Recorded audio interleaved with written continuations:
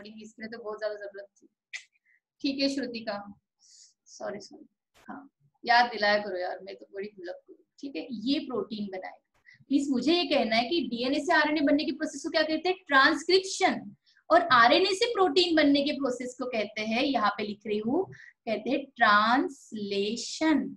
Means मुझे ये बात बताना कि न्यूक्लियस के अंदर ट्रांसलेशन, ट्रांसलोकेशन। ट्रांसलोकेशन मीन्स एक जगह से दूसरी जगह में मूव होना।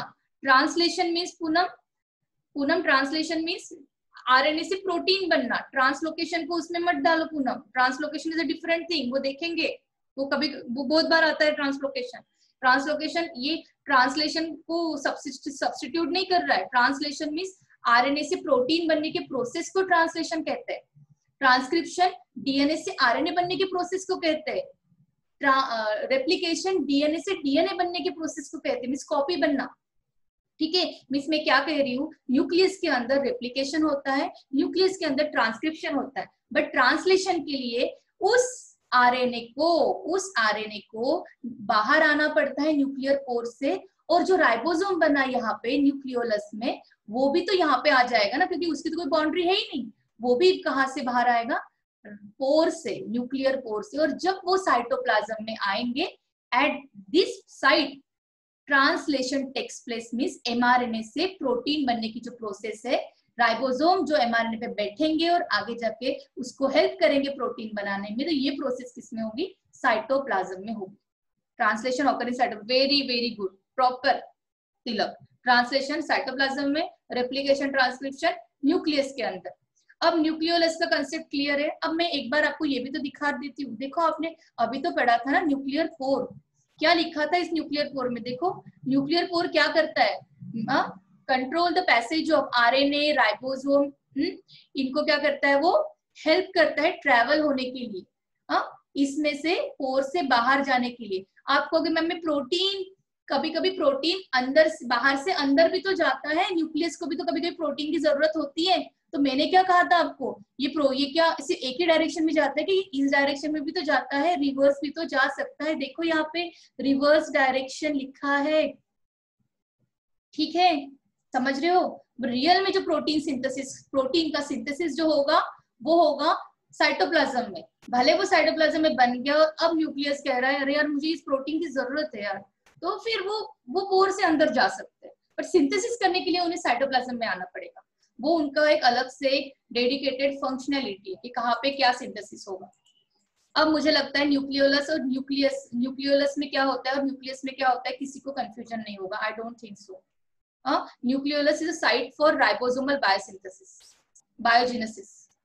Yes, Poonam says yes, no confusion ना। चलो मैंने खुद से बताना ही ठीक रहता है वो। चलो, न्यूक्लियोलस का यहाँ पे जो लिखा है वही लिखा है, आरएनए होता है, राइबोसोमल प्रोटीन होता है। अब एक बात और, ऐसे कौन से, मुझे लगता है आज का दिन मेरा क्रोमेटिन स्टार्ट होता है कि नहीं पता, ठीक है, ऐसा एक मिनट, न्यूक्लियोलस का क्या बताना है मुझे, हाँ, चलो। अब मुझे एक बात बताना, ऐसे कौन से सेल रहेंगे जिनमें प्रोटीन का रिक्वायरमेंट ज्यादा रहेगा? ऐसे कौन से सेल्स रहेंगे जिनमें प्रोटीन का रिक्वायरमेंट ज्यादा रहेगा, जिसमें कि न्यूट्रिएंट के जो सेल्स, ऐसे कौन से सेल्स रहेंगे? फॉर एग्जांपल हमारा ओवा, चलो मैं ही बता देती हूँ अच्छे से। हाँ देखो, आप अभी तो मैंने आपको बता दिया, सेल है, सेल के अंदर न्यूक्लियस है और न्यूक्लियस के अंदर क्या है? न्यूक्लियोलस है। तो कभी कभी पता है ना, न्यूक्लियोलस एक भी हो सकते हैं, एक से ज्यादा भी हो सकते हैं, 1 और 1 से 4। बेटा वो मसल जो है ना सिद्धेश, उसमें माइटोकॉन्ड्रिया ज्यादा था, वो माइटोकॉन्ड्रिया की बात है। अब यहाँ ध्यान दो, यहाँ पे ये सेल, सेल के अंदर ये न्यूक्लियस और न्यूक्लियस के अंदर क्या है? ये न्यूक्लियोलस। हाँ, अगर एक न्यूक्लियोलस रहता है तो हम उसको न्यूक्लियोलस कहते हैं। अगर न्यूक्लियोलस एक से ज्यादा हो गए, 1 से 4 हो सकते हैं, ठीक है, किसी सेल में 1, किसी सेल में 4। अब किस सेल में 1 और किस सेल में 4 वो बात करनी है हमें, ठीक है। अब न्यूक्लियोलस अगर एक है तो उसको न्यूक्लियोलस ही कहेंगे, बट अगर मेनी हो गए तो उसको कहते हैं nucleoli. It's not nuclei, it's not nuclei, it's not nuclei, it's nucleoli. समझ रहे हो? न्यूक्लियोलस अगर एक से ज्यादा हो गए तो उसमें क्या कहते हैं? न्यूक्लियोलाई। अब सोचो, कि जो स्पर्म है, फॉर एग्जाम्पल स्पर्म कितना लाइट होता है, लाइटर वेट होता है, बहुत छोटा होता है, बहुत पतला होता है, बहुत फास्ट भागता है। व्हाट अबाउट ओवा? ओवा फीमेल का जो एग होता है, फीमेल का एक फीमेल गैमेट, जिसको हम क्या कहते हैं, ओवा कहते हैं। आपको पता है ओवा? ओवा कितना बड़ा होता है? अरे सबसे बड़ा, ह्यूमन की बॉडी में सबसे छोटा सेल स्पर्म है, और सबसे ह्यूमन की बॉडी का cell, I am talking about human की बॉडी का सेल, वहां पे मत लगाना ऑस्ट्रिच का एक अंडा, ना इन माइक्रोप्लाज्म मत लगाना, वो इन जनरल बात थी। मैं ह्यूमन के कंटेक्स्ट में अगर बात करूं तो ह्यूमन के बॉडी में सबसे छोटा सेल कौन सा है? स्पर्म है। और सबसे बड़ा सेल, लार्जेस्ट सेल कौन सा है? एग है। ऐसा क्यों? क्योंकि कभी भी अगर स्पर्म को सिर्फ एक ही काम है कि खुद का जो न्यूक्लियस है, खुद के अंदर जो डीएनए है, वो सिर्फ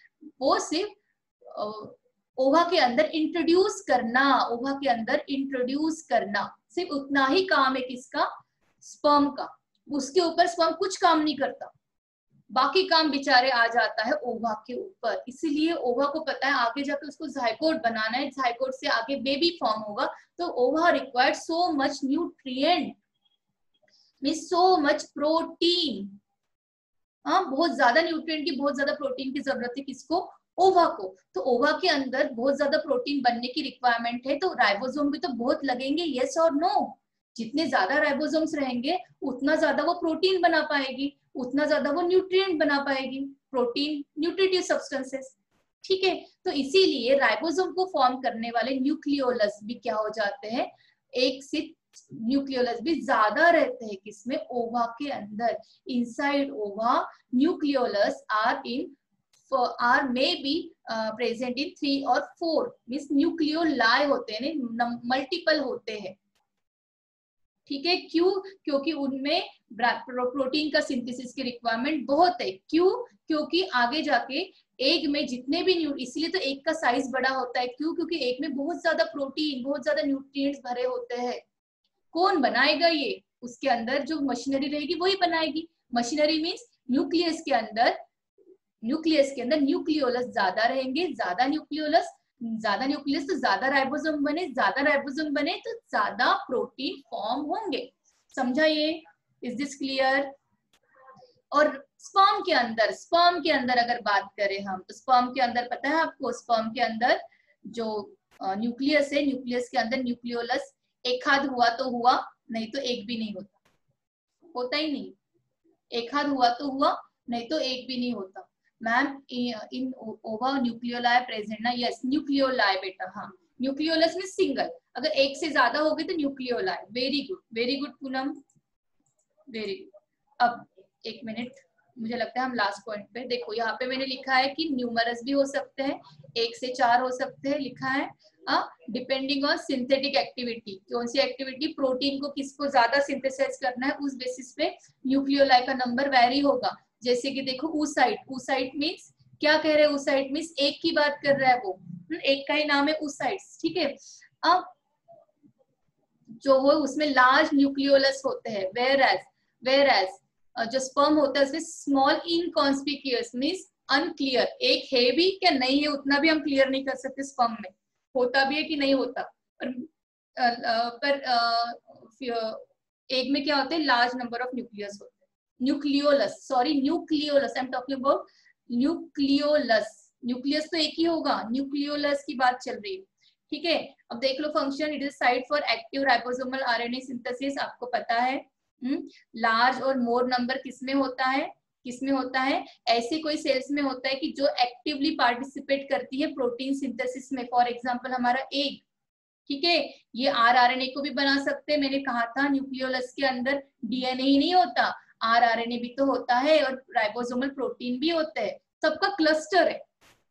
ठीक है, विच इज ट्रांसपोर्टेड, देखो लिखा भी है, which is transported to the cytoplasm.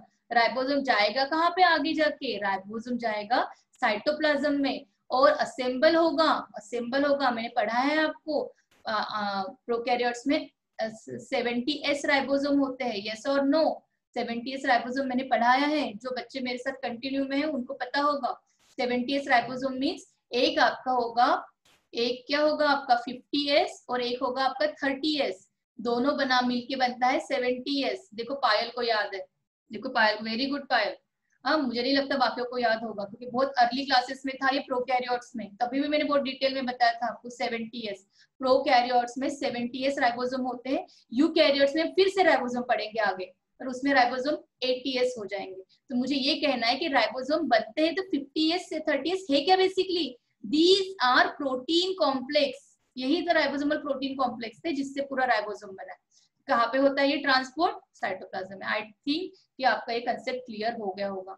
भले मुझे 2 क्लासेस 40 मिनट्स लेने पड़े। 60-14 UK, very good Siddhesh, very good. चलो यार, कोई कोई बच्चे बड़े अच्छे ट्रैक पे जा रहे हैं। चलो क्रोमैटिन को स्टार्ट करते हैं। आई डोंट नो कितना टाइम है हमारे पास। अब क्रोमैटिन सच ए इम्पोर्टेंट टॉपिक, सच ए इम्पोर्टेंट टॉपिक, वेरी इंपॉर्टेंट। सबसे ज्यादा क्वेश्चन क्रोमैटिन में से आएंगे। ठीक है, न्यूक्लियोप्लाज्म में न्यूक्लियोलस होता है जो हमने देख लिया। और उसके बाद उसमें और क्या होता है? क्रोमैटिन होता है। क्रोमैटिन मीन्स वेट, मीन्स अब मैं इस पे हूं, मीन्स मैं अब इस पे हूं, इस पे हूं। अब मैं न्यूक्लियोलस तो हो गया हमारा, ये तो डन। अब ये क्रोमैटिन की बात चल रही है, थ्रेड लाइक स्ट्रक्चर की बात चल रही है। ठीक है, मीन्स मैं इसकी बात करूंगी आगे जाके। क्रोमैटिन आगे जाके किसमें कन्वर्ट होगा? इसमें। अब फिलहाल वो ये है, अब फिलहाल वो क्रोमैटिन है, और वो सेल के अंदर एक डायग्राम बाहर दिखा रहे हैं, पर इट डजंट मीन कि न्यूक्लियस के बाहर है। ये सब कुछ चीजें न्यूक्लियस के अंदर हो रही है। दिस इज ए न्यूक्लियस, ठीक है, दिस इज अ साइटोप्लाज्म। ठीक, अब देखो, जो वो क्रोमैटिन आगे जाके धीरे धीरे किसमें कन्वर्ट हुआ? क्रोमोसोम में। हमें तो यहाँ तक ही तो जाना है, ये लंबी जर्नी हमें क्रॉस करनी है। How that chromatin gets converted into chromosome. देखो जरा, मैं ये नहीं बताऊंगी, मैं फटाफट अपने इससे बताती हूँ। मेरे से बताया तो आई गेस कि फटाफट हो जाता है। देखो सुनो, क्रोमैटिन, क्रोमैटिन जब कभी ये वर्ड आएगा याद रखना, thread like, double stranded DNA, helical, helical structure तो रहेगा बट थ्रेड लाइक। ठीक है, और कहाँ पे मिलता है ये? न्यूली सिंथेसाइज्ड सेल में। जब अगर कोई डॉटर सेल अभी अभी नया नया पेरेंट सेल से बना है, डिवाइड हुआ है, तो न्यूली सिंथेसाइज्ड डीएनए जो सेल रहेगा, न्यूली सिंथेसाइज्ड जो सेल रहेगा जो अभी डिवाइड हुआ है, उसमें क्या रहेगा? उसमें क्या रहेगा? क्रोमैटिन फॉर्म रहेगा डीएनए का। Chromatin means thread like, means अब देखो मैं बना रही हूँ लाइक दिस, ये फॉर्म रहेगा। ठीक है, अब जब ये फॉर्म बहुत ज्यादा बहुत ज्यादा बहुत ज्यादा, यहाँ पे मैं इतना बना भी नहीं पा रही हूँ, अगर ये बहुत ज्यादा कंडेंस्ड हो गया तो उसको हम कहेंगे क्रोमोसोम। अब ये क्रोमोसोम कब बनता है? जब वो सेल आगे जाके बड़ा हो गया, एडल्ट हो गया, उसका टाइम आ गया है। किसका? उसका टाइम आ गया है at time of cell division. वो आगे जाके अभी सेल अब आगे जाके डिवाइड होगा, मींस ये अभी अभी क्या रहेगा? पेरेंट रहेगा, पेरेंट सेल, जो आगे जाके डॉटर सेल में क्या हो रहा है? डिवाइड हो रहा है। जो पेरेंट सेल है उसमें रहेगा क्रोमोसोम पर्सन, बहुत ज्यादा मैच्योर। जो मैच्योर फॉर्म रहेगा वही तो डिवाइड होगा ना। सिंपल सी बात है, आपके अगर रिप्रोडक्टिव एज आ गई 25 years of age, whatever 21 years of, ठीक है, तो तभी तो रिप्रोडक्शन होगा। यस, यस और नो? तो वैसे ही समझो कि एक सेल है, एक सेल है, जब वो मैच्योर होगा तो ही तो वो डिवाइड करेगा। हाँ, मैच्योर मींस सेल के अंदर का क्रोमोसोम जब मैच्योर होगा, डीएनए जब मैच्योर होगा, डीएनए मैच्योर फॉर्म को क्या कहते हैं? क्रोमोसोम। और इमैच्योर फॉर्म को क्या कहते हैं? क्रोमैटिन।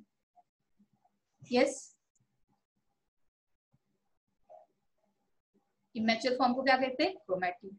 ठीक है, यहां से यहां बनने की प्रोसेस इतनी सिंपल नहीं है बच्चों। There are so many turn and twist, there are so many turn and twist. अब थोड़ा सा एक डायग्राम आगे आपके सामने रख रही हूँ, देखो जरा। ये है आपका क्रोमैटिन। आपको तो पता है सेल को डिवाइड होने के पहले सेल रेप्लिकेट होता है, यस और नो? सेल डिवाइड होने के पहले सेल क्या होता है, रेप्लिकेट होता है। इस फेज को कहते हैं इंटरफेज, ऐसी फेज जो कि सेल डिवीजन के पहले आती है। ये हमारा नेक्स्ट चैप्टर है, this is our next chapter कि मैं सेल डिवीजन लेने वाली हूँ इसके बाद। ये तब बहुत डिटेल हो जाएगा, सिर्फ आप इतना याद रखो, सेल डिवाइड होने के पहले के फेज को इंटरफेज कहते हैं, जिसमें कि क्रोमैटिन स्ट्रक्चर होता है, इमैच्योर फॉर्म होता है। वो धीरे धीरे, आपको पता है सेल अगर डिवाइड होगा तो उसके पहले उसको अपनी कॉपी बढ़ानी पड़ेगी। देखो यहाँ पे जितना, यहाँ का डीएनए यहाँ पे डबल हो गया, देखो कॉपी बन गई, कॉपी बन गई। अब वो सोचेगा कि अरे मैं मैच्योर होता हूँ, मैच्योर होना मीन्स कंडेंस होना, देखो लिखा भी है, मैच्योर होना मीन्स कंडेंस्ड होना। अब जब ये इतना फैला हुआ है, इतना बड़ा जाल, अगर ये प्रॉपरली यूनाइट होगा, प्रॉपरली अच्छे से असेंबल होगा, तो ही तो हम उसको कट कर सकते हैं ना अच्छे से। तो बताना जरा, यहाँ पे मैं कट करने जाऊँ और इधर का आधा इधर चला गया, आधा इधर चला गया। इसीलिए कोई पेपर को भी अगर हमें कट करना है, अगर स्टैक ऑफ पेपर है तो हम क्या करते हैं, उनको प्रॉपरली अरेंज करते हैं, एक लाइन में लाते हैं, और सो दैट कि बीच में से फिर उसको काटते हैं।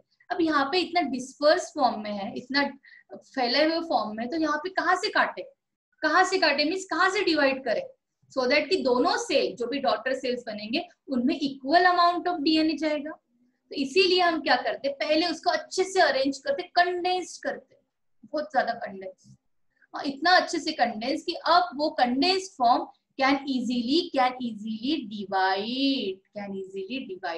देखो जरा यहाँ पे, और उसी कंडेंस्ड फॉर्म को हम कहते हैं क्रोमोसोम, और यही तो क्रोमोसोम आगे जाता है सेल डिवीजन में। और आपको तो पता है सेल डिवीजन कितने टाइप के होते हैं, माइटोसिस और मियोसिस, इसलिए इस फेज को एम फेज भी कहते हैं, क्योंकि एम फॉर माइटोसिस भी होता है, एम फॉर मियोसिस भी होता है। ठीक है बच्चों, यहाँ तक क्लियर है, यहाँ तक क्लियर है। क्रोमैटिन बेसिकली क्या है, कब होता रहता है क्रोमैटिन, कब होता है क्रोमैटिन, जब सेल नया बनता है डॉटर सेल्स में। उसके बाद डीएनए का रेप्लिकेशन, आगे वो सेल बड़ा होता जाएगा, डीएनए का बोलेगा कि आगे जाके मुझे क्या करना है, डिवाइड होना है, तो खुद क्या होगा, रेप्लिकेट होगा। फिर भी, और उसके बाद फिर बीच में जो टाइम आएगा उसमें सोचेगा कि अब तो मैं डिवाइड हो चुका हूँ, अब मैं अपने डीएनए को प्रॉपरली अरेंज करता हूँ सिस्टमेटिकली, सो दैट अरेंजमेंट को ही कहते हैं कंडेंसेशन, कंडेंस होना, सो दैट कि आगे जाके सेल डिवीजन अच्छे से हो। तो ये जो थ्रेड फॉर्म है ये क्रोमैटिन हुआ, इमैच्योर फॉर्म। जो कंडेंस होने के बाद जो फॉर्म बनता है उसको हम कहते हैं क्रोमोसोम। इसीलिए तो कहते हैं हम chromosome is a consistently changing structure, क्योंकि पेरेंट में अब ये सेल डिवाइड होने के पहले किस फॉर्म में है, क्रोमोसोम के फॉर्म में, जैसे ही डिवाइड हो जाएगा किस फॉर्म में चला जाएगा, क्रोमैटिन फॉर्म में, फिर से किस में कन्वर्ट होगा, क्रोमोसोम में, फिर से किस में कन्वर्ट हो जाएगा, क्रोमैटिन में। मींस हर बार वो क्या होता रहता है, चेंज होता रहता है, सीक्वेंस चेंज नहीं होता, उसका स्ट्रक्चर कभी थ्रेड बन जाता है, कभी कंडेंस्ड हो जाता है। ठीक है, इसलिए उसको कहते हैं there structure is dynamic, there structure is dynamic, somewhat not that much fix structure नहीं, कभी थ्रेड लाइक, कभी कंडेंस लाइक, कभी क्रोमैटिन, कभी chromosome. Yes or no? Everything is clear up till this? Up to this? Yes? हाँ बच्चों, कोई कुछ नहीं कह रहा है, क्लियर।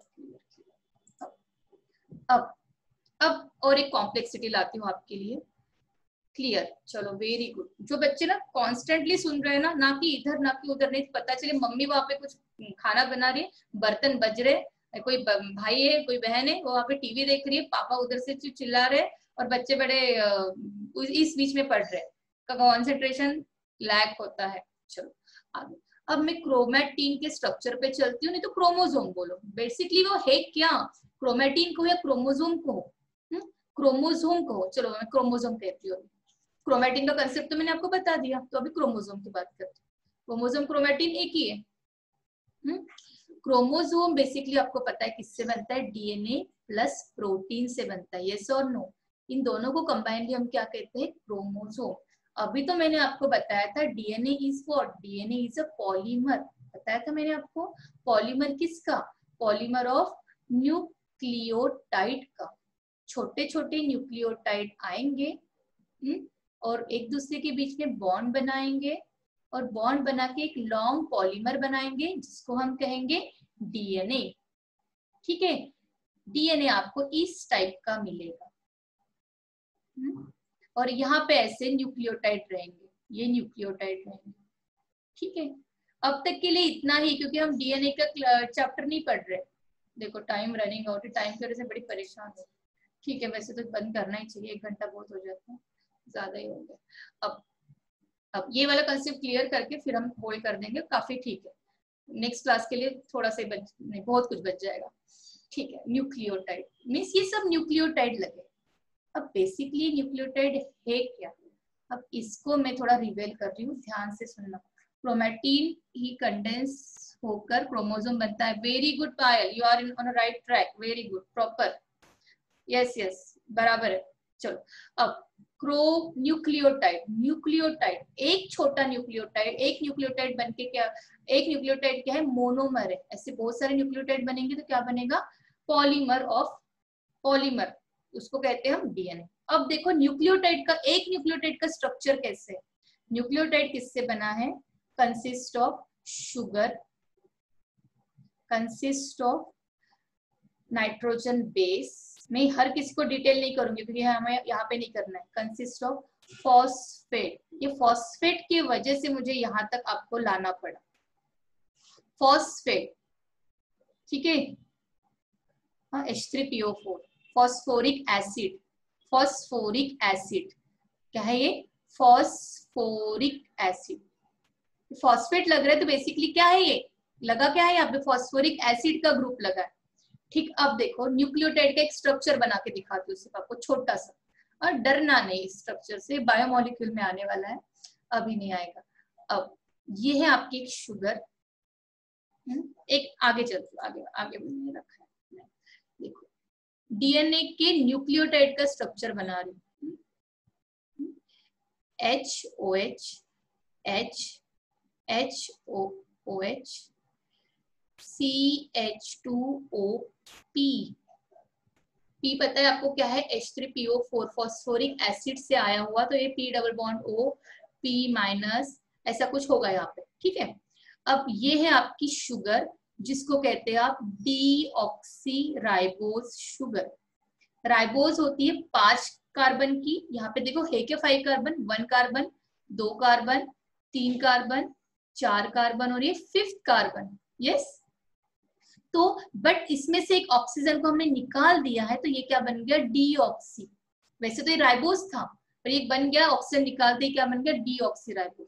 अब ये जो फर्स्ट कार्बन की जो पोजीशन है, यहाँ पे लगते हैं आपके नाइट्रोजन बेस। फिलहाल के लिए सिर्फ इतना बता रही हूँ कि एडेनिन, ग्वानिन, साइटोसिन और थाइमिन। ठीक है, ये इनमें से कोई एक लग सकता है एट ए टाइम। ठीक है, अब ये जो कंप्लीट स्ट्रक्चर है इसको हम कहते हैं न्यूक्लियोटाइड। क्या कहते हैं, न्यूक्लियोटाइड। ऐसे बहुत सारे न्यूक्लियोटाइड जब लगेंगे एक के बाद एक, इस कंप्लीट स्ट्रक्चर को न्यूक्लियोटाइड कहते हैं, जिसमें शुगर भी आ गया, फॉस्फेट भी आ गया और नाइट्रोजन बेस आ गया।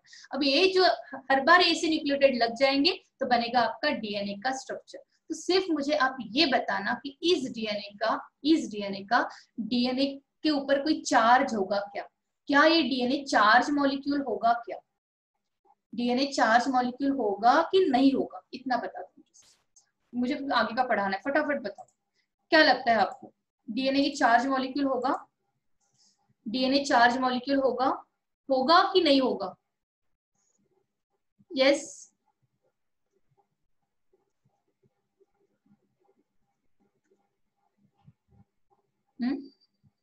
चार्ज मॉलिक्यूल होगा कि नहीं होगा, यस होगा।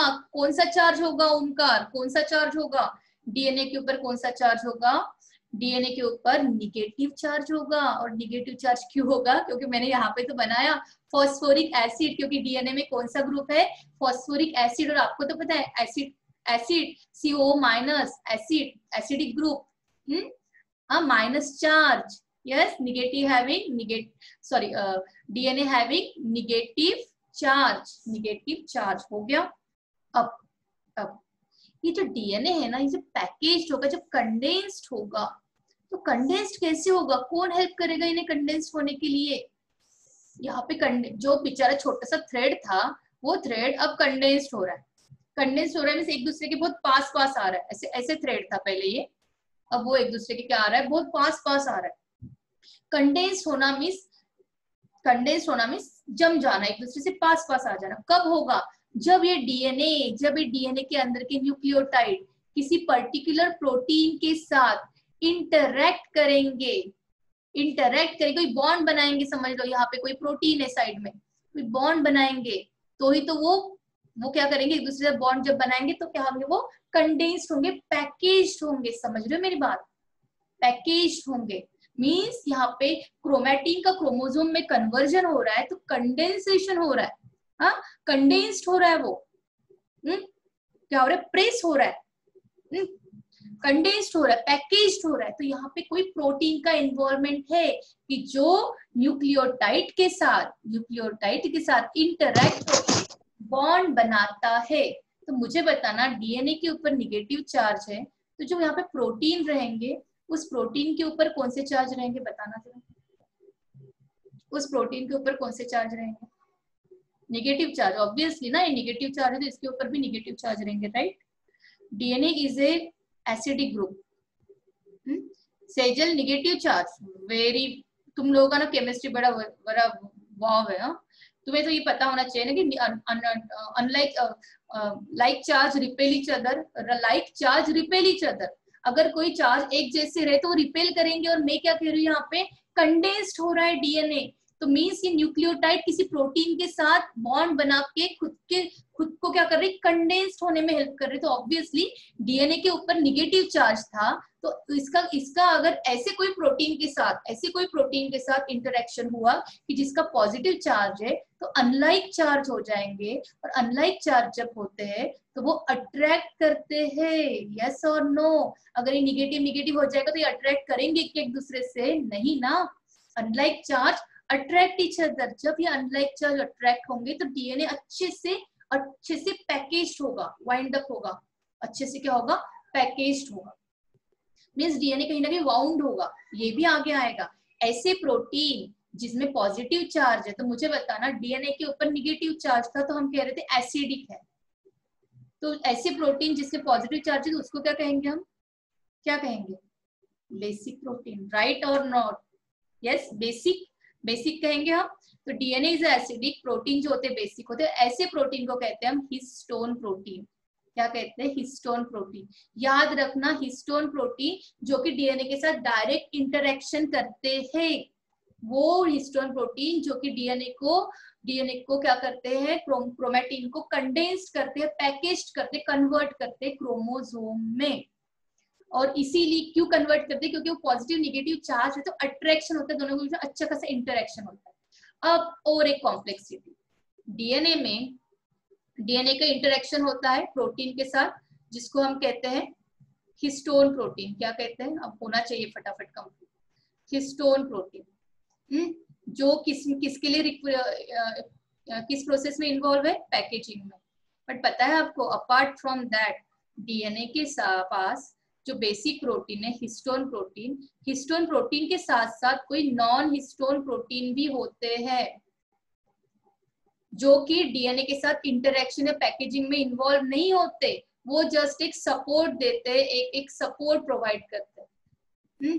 जो डीएनए रहेगा तो डीएनए के सपोर्ट नहीं रहेगा, कोई एक नॉन हिस्टोन प्रोटीन एक सपोर्ट प्रोवाइड करते हैं, उसके साथ कभी इंटरेक्ट नहीं होगा डीएनए, जैसे एंकरिंग होगा एक प्रोटीन, एक ऐसा कोई प्रोटीन जो कि डायरेक्टली पैकेजिंग में इन्वॉल्व नहीं है। तो ये जो प्रोटीन होंगे ये नॉन हिस्टोन प्रोटीन होंगे।